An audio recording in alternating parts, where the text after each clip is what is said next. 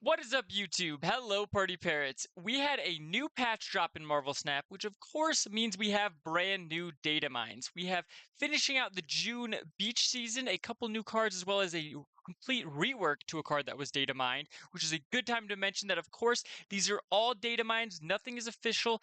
Everything is subject to change. If you're looking for this information for yourself, go to snap.fan. That's where I get all my data mine information. They cover all the patch variants, new cards, bundles. So a great resource every time there's a new patch, where I get all of my new card information that I use to make these videos. And then we also got the July season, a bunch of cards from it. It looks to be a Spider-Man brand new day, just in time for the movie season, and I'm super excited for that. But before we get any further, let's start by covering Quicksand, the newest card, data mine to be Series 4, coming in June. Yes, we have Quicksand. She is a 2/4 with the ability the next time your opponent would start a turn with bonus energy, they don't get it. So I'm going to give this card 3.5 stars. It's obviously a tech card, right? You put this in if you're sick of Star-Lords, if you are sick of Wiccan, even like it does a little bit of work against like Arishem and Luna Snow, where if they play like Luna Snow on 3, it will, like, let's actually break down this ability, right? It will only stop it the next time they would get bonus energy. So if they play Luna Snow, then you could play this out, and then on turn 4, they won't be able to play a 5-drop, but then turn 5 and turn 6, they would. Same with like Wiccan. If they Wiccan on 4, turn 5, they will not get that extra energy. Turn 6, they will. You could even play this on like turn 2 to stop a Psylocke, right? A lot of good utility here. It really reads to me kind of like a mixture of Mobius and Gorgon, where it's good hate, but pretty limited, right? It only stops it once. Like, you could play this against a card like Arishem and stop them from getting that bonus energy on turn 3, so they only have 4, 5, 6. Is that good enough to really like justify this? Probably not, but also turning down Star-Lords, right? We've seen a lot of crazy energy decks with Star-Lord. We've seen it with like Fallen One, where people can just go way over the top with this. I mean, even stopping it for one turn, stopping that Star-Lord means that they probably won't be able to Arnim Zola, which could be super huge. Now, I didn't really put any synergies for it because it is kind of a tech card. It's not, you can't really build around it. Like, sure, you could play, I guess, Luna Snow in your deck and then stop them from getting the extra energy one turn, but probably not like where you're going to want this. It's not really like a combo with it, like a card like Mobius can combo with some of like Pixie, like some of the cards you have. This doesn't really combo. It's purely just a hate. Maybe you'll see playing like Cerebral 4. That deck has actually been a little bit kind of on the fringe because like Shadow King is there. It actually has a couple of good cards. So it may be in like Cerebral 4, but really I just see this being a really good card to have. You'll see it probably show up in a lot of like best deck roundups depending on the meta. If Star-Lord's everywhere, a new energy card comes out, or just people are sick and tired of like Arishem, Wiccan. People will put this into deck because the stat line is very good, 2/4. So I don't think you're going to regret putting this in a deck at all. And then we have Namorita getting a rework, whereas before she was a 4/4 with the ability that makes it so that the next ongoing you play gets its effect double. Now it has been completely reworked. It is now a 3/5 with the ability when you draw a card, give it -1 cost if this is your only card here. And I think that really what they're going for, I see a lot of people were disappointed with the old Namorita going away. People were really excited to like double up Iron Man. I honestly think that the reason this card got changed was because they were thinking that Namorita would see play with a card like Namor, original Namor, or like Orca. And obviously that's not where anyone's mind went. Everyone was like, no, I'm going to be doubling up my Iron Man. I'm going to be doubling up all kinds Cerebros, all kinds of crazy ongoing effects. And they were like, what if we instead just made this kind of like a mini Namor where you want it to be in a lane by itself. So I think that's why they did this, where it has this kind of one card in a lane synergy, even though it doesn't synergize with those cards, which is a bit sad to me. I would like to see like one card come to Marvel Snap that's like, ongoing +5 for every card you only have one card in, or every lane you only have one card in, right? But I see what they were going for here, and I do think that this is actually a pretty powerful effect. This in a deck like Thanos potentially, where you can be drawing stones that then are free, could be really strong. This is just basically going to make every single card you draw after it, theoretically, as long as you don't clog that lane, have extra, like one less cost. That is a really powerful effect. And on a 3/5, I definitely see this seeing play.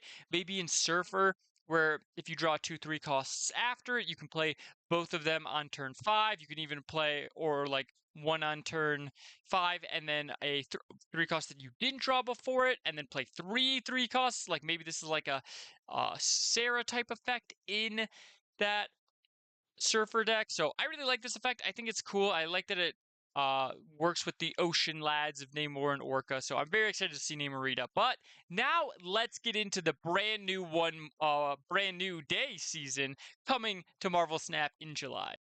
So July is now data mined to be a Spider-Man Brand New Day season, and of course we have Spider-Man Brand New Day version as the new season pass card, and I'm so excited for this. If you don't know me, I'm a huge Spider-Man fan. Actually, I don't think you can see it, which is a bit sad, but like this mini fridge has a Spider-Man comic wrap over it. I have a Spider-Man rug underneath me. There's a bunch of Spider-Man comics as well as Spider-Man board games up there. Like I'm always ready for a Spider-Man season, so I'm super excited for this one. But before we break down this card, I'm doing a giveaway for the April Strife season. So if you made it this far, thank you. I'm going to be giving away 2 season passes. All you need to do is let me know in a comment down below which of these cards coming in July, or Quicksand or Namorita if you prefer them, is your favorite and why. Put it in a comment down below. I'm going to be selecting, like I said, 2 people to win a Strife season pass. So if you're looking for that, make sure to let me know down below. And if you aren't, also let me know which of these cards are your favorite or least favorite, and in a comment down below, and just tell me you don't need a pass and I won't put you in the entry. But let's talk about this Spider-Man, because I think this card is going to be insane. He is a 1/2 with the ability movable twice. So it seems like that kind of Vision, Jeff the Baby Land Shark, Nightcrawler effect where you can move cards is getting coded as just being called movable. Probably movable once will be like the Nightcrawler Jeff effects and Nocturne, and then cards like Vision will just probably say movable. Maybe even like the Spider on Penny Parker will say like merge, then that card gains movable like next turn or something. On next turn, gain movable once. I think that's how that's probably going to get worked. But so it has that ability movable twice, and then after this moves, give one of your other cards at the new location +1 power, even unrevealed ones. I think this is an absolutely insane effect for a 1-drop, right? We've already seen these Bat Rock, Hydra Stomper, Silky Smooth, whatever you want to call them, decks be incredibly powerful with like Bat Rock. And this to me is like a shoo-in for those decks. Right, because it's just you can move it twice. You're not going to get like blocked by your silk or anything like that. You can just keep it, move it where you want it to be. It can also work super well with Shu Lao. Shu Lao loves having 1-drops. It's previously even played in those Hydra Stomper shells. I could see you playing this instead of like Nightcrawler in those decks. Probably most decks with Nightcrawler. This is just going to be a better card. Maybe not all of them, certainly not like Cerebro 3, but probably most of them are going to want this new Spider-Man instead, especially when you're playing like Shu Lao and you could be buffing up a Scarlet Spider or a Maverick, because remember, even unreveal cards are going to get buffed. So you can start moving this on turn 2 and not worry about losing that buff. So really, really cool effect there. It could also see a little bit of play in like Silver Surfer, like buff stuff, right? You can move into like a Sebastian Shaw or a Captain Carter. So I think this card's going to be incredibly versatile, like more versatile than even Nightcrawler. It already has a home in decks like Shu Lao and Batrock, so I think this card is probably a 5-star card. A little bit wary on it because, you know, it's hard for 1-drops to really take down too much of the meta. Otherwise, they're just completely broken, which this honestly might be. So I'm going a little bit where it's going to be 4.5 stars, but I could see this being honestly a 6-star card where it ends up being nerfed because, yeah, this is a powerful one.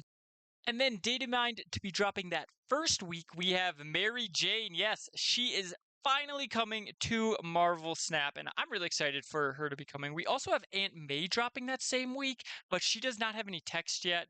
We just know that she's going to be coming, so I'm not going to be covering here. If you want to look at her art, go to snap.fan, of course. And we don't know which of those will be the super premium pass either. My guess is Mary Jane, but without seeing Aunt May, it's impossible to tell. We'll probably know more here next month. But what is Mary Jane doing? She's finally coming to Snap. She is a 3/3 with the ability end of turn, boost each of your cards that moved this turn with +1 power. And first of all, immediately this goes with Heimdall, right? If you play Heimdall and move 6 or 7 cards, that's going to be 6 or 7 plus, like, this will be immediately a 3/9, a 3/10. Now, that being said, we already have a lot of such powerful 3-drops, right? I mean, think about a card like Caliban that just came out. It's almost always a 3/11, pretty much doing nothing. Like in any of the decks that play it, you just play it out and it's a 3/11. This already has to move like 8 cards just to get to that Caliban level, and Caliban is not broken by any means. So I'm giving it 3 stars. I don't think this is a bad card at all. I think if you're playing Heimdall, you want Mary Jane, right? That's immediately go-to. I think this could also see play as like kind of a backup Hydra Stomper in those Silky Smooth decks where you're moving Silk around, you're moving background, it's given +2, +3 power basically every single turn, and then potentially on like the last turn, like a big 4 or 5 Ghost Spider, like Spider Punk. I think it's really easy to start tacking on effects. But unless you're really doing something like crazy, like again, Heimdall to move a bunch of stuff, or Hellion, right? In like these more traditional move things where you can move like 3 or 4 cards and then move a bunch back, like with Sparky and stuff. That I see it in play. Smaller move decks, it might be harder to get a ton of value out of it, although you could double up that end of turn effect with something like Invisible Woman First Step, which could be really good. Could even work with technically something like Aurora. So maybe those decks here will get a kind of movement synergy, especially with that new Spider-Man Brand New Day right there we're getting. Obviously, she goes so well with that, where maybe you play like Invisible Woman First Step with that Spider-Man and Mary Jane, right? Or maybe you're playing an Aurora kind of move hybrid with like Spider-Man and like Hydra Stomper. Lin Lee even could be really good in that. So I think that this card isn't bad by any means. I think it'll absolutely find a home in those kind of traditional move shells. And then if it has enough power to sneak into some of these other decks, I'm definitely going to be trying to build some decks with it. So make sure you're subscribed to the channel, of course. But I'm excited for her. We'll see where her power level actually lies. I do not think she's bad by any means, but we'll see if she can really kind of fight with some of these super strong cards. Plus, who knows what the meta is going to be in July. And dropping the next week into Series 5, we have Tarantula, a 2/1 with the end of turn, so another end of turn card. If you have the highest power card, boost this and 2 cards in your hand with +1 power. And I'm giving this 3 stars. I think that this is, first of all, a really strong effect, right? Just a 2-drop that boosts itself and 2 cards in your effect with +1 power is incredibly strong. However, that highest power card is going to be, I think, harder than maybe not people realize, but it's going to be, I think people rightfully are going to figure out that that's not going to be super simple to do. And certain decks might struggle with this. I mean, if you play this out on turn 2, unless you have a really strong 1-drop like something like Hydra Bob or even like Martyr, and even then, this might not be powerful enough because the 2-drops now are like, there are 2 4s, like we just saw Quicksand. There are 2 5s in the game, right? Like Silk or something that could easily overpower this because it only has 1 power itself. It might be a bit harder. Maybe you need to really start going on turn 3. But there are a couple of places I like this and think that power effect could be really strong. One is, of course, end of turn. You play this with like Invisible Woman First Step. You can start getting a ton of value on it. Now, it doesn't, a lot of that power, though, does go into your hand. So, whereas the Invisible Woman First Step deck really likes that power to, like, accumulate on itself with cards like Havoc and Sunspot. So, I think it could see play there for sure, although, like, over like Adam Warlock, definitely. Although, will it be enough? One thing that's important to note for that effect is if you play like this and Havoc in the same turn, if you play that Havoc first, this will then check, see you have like a 16 power Havoc. hopefully that's enough that it'll trigger him, and then he'll do all his triggers for the Invisible Woman. Don't play this one before something like a Sunspot or something like a Havoc where you want to be getting a ton of power, right? Because then he won't see that. So order could matter a lot then if you're playing this in those Invisible Woman decks. The other place I really like this actually is in the like Super Giant lists, because those decks really want to get priority fast. So they're playing a lot of big, like cheaper things, and then you play Super Giant. If you're winning, or you have the not winning, but have the biggest powered card there, then by turn 4, then on turn 5 you'll also have it. This could, be juicing up like a really big Cosmo, a really big Hydra Bob if you like draw it later, right? Where that deck does not have a lot of power. This could be the kind of spread power that a Super Giant deck really wants, especially because there's so many different types of Super Giant decks. This could be like if you're playing Ozymandias, that's a 9 power card, right? That this could absolutely trigger off of Ronin deck, like even if you don't have the Super Giant. So I think this could see play in some Super Giant builds, and then you're really going to want to figure out how are you activating this consistently, because it is a very powerful effect, but you do really have to work around it. So 3 stars for me. I really like this Tarantula. Dropping the next week to Series 5 seasonal snap packs, we have Boomerang, and Boomerang is looking really cool. He is a 2/1 with the ability, when this returns to your hand, randomly steal 4 power from cards in your opponent's hand. And then it has the activate ability, return this to your hand. So it's going to steal cards or steal power from cards in your opponent's hand every time it goes back to your hand. So obviously, if you're bouncing it with cards like Beast or Toxin, or playing it into like Luke's Bar, something where it goes back into your hand, and it has the ability to activate to do it once itself. And technically, if you play this out, activate it, it goes back into your hand, steals, that's an 8 power swing. That makes this a 2/9. Now, that does mean that your opponent would have to play every single card in their hand out, right? Like that got its power stolen for you to see all 9 of that power. But the fact that it has that, and it can activate on itself, and you can potentially bounce it with something like Beast or something, means that theoretically this could be like a 2/17 if you bounce this once, play it out, activate it, play it out again, right? Like it represents a ton of power. I love this effect. I think that this card is going to hopefully bring back the bounce archetype with things like Beast and Toxin, where you play it out, keep bouncing them like the Silver Sable into this, into Beast, into play those cards back out, into activate this for a Giant Hitmonkey turn 6. I love that idea. It's a little bit fair. I don't think this is like broken by any means. I think probably Spider-Man one day is going to end up a stronger card for the season, but that this is what bounce needed. I'm really excited about that. It also has some like afflict synergy. We're going to see in the next card, we have another afflict card coming to Snap, where you have Ikari, I think it is, dropping in May, which is like wants affliction cards. So I think they're kind of building up this afflict, a little bit of a synergy too. Maybe this is like goes with like Scorpion. One of the big problems with afflict decks is they don't have a lot of cheap things. You have like Scorpion, and then before turn 3, the only other card really is like Silver Sable that you can drop. It's very sparse. So maybe this can kind of bring that curve down a little bit, help you out.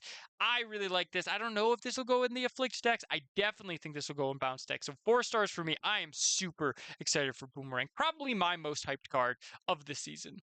And then our final Series 5 card, although we do have one more card coming, so if you're excited for Tombstone and like your Destroy card, stay tuned. But we have Scorpion Brand New Day, and we also do technically have one more Series 5 card that's in the data mines in the Sinister 6, but we don't have any art, we don't have any text for that, so we don't know what that card's going to be, although I am excited for a Sinister 6 card to be coming to Marvel Snap.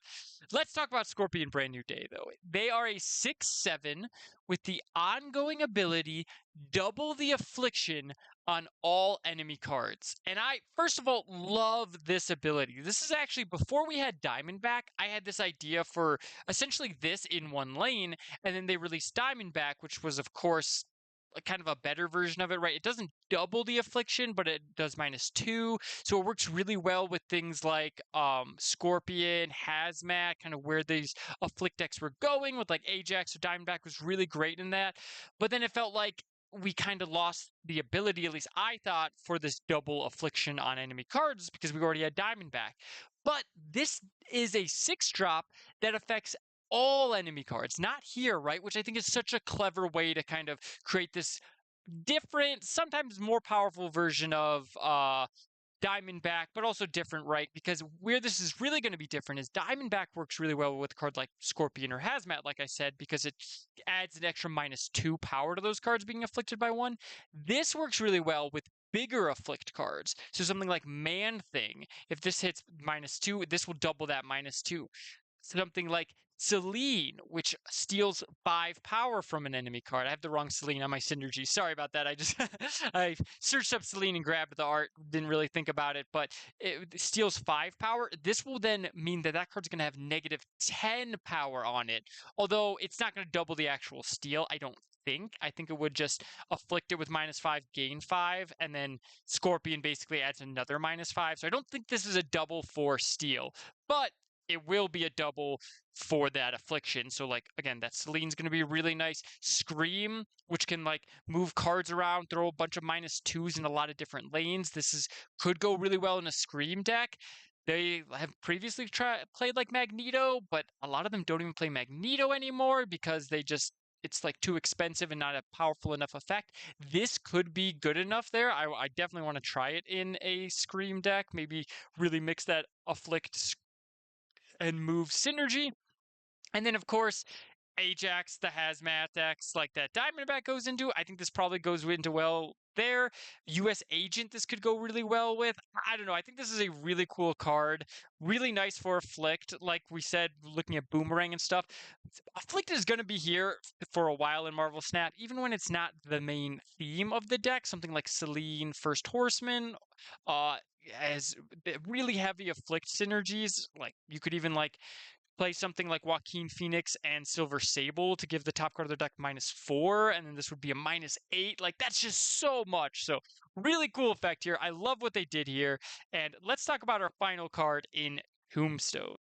Yes, Tombstone, who's been in the data mine since I'm pretty sure beta, certainly since release, is finally has text coming to the game. He is a 2/3 with the on reveal destroy your lowest power card at each other location. And I think this card is a shoe-in for a ton of destroy decks. If you're playing like Weapon X Destroy or Thanos Destroy, where you have like stones around, this is another great card that can clear some of those squirrels, stones out there, like Dormammu, hit like Bucky Barnes and stuff. What's really nice about this is it's destroy your lowest power card at each other location, right? So you can get around things like Cosmo, things, oh, well, not armor, but you can get around those like and that's like the most played tech card against destroy, which is super annoying when you play, Deadpool into an X-23 and then you're going to destroy your opponent Cosmos, your Venom. Oh no, that's fine. You at least have Tombstone, right, as like a backup Killmonger. Previously, Killmonger was that kind of key card, but this works like Killmonger as a backup for it, only costs 2 and can hit things like Bucky Barnes. Because it's always destroying your lowest power card too, you also have a lot of flexibility there, right? With like X-23 going in a lane with your death, you can still play this out, know that you're going to hit that X-23 or so I think this is going to be a great card for Destroy. Obviously, it's not like, crazy 6-drop or anything, but could be exactly what Destroy needs, giving it a bit more flexibility, a mini kind of Killmonger effect for you, which is great. And that's going to do it, though. Let me know which of these cards were your favorite. Make sure you enter that giveaway. And I'm going to see you all in the next one.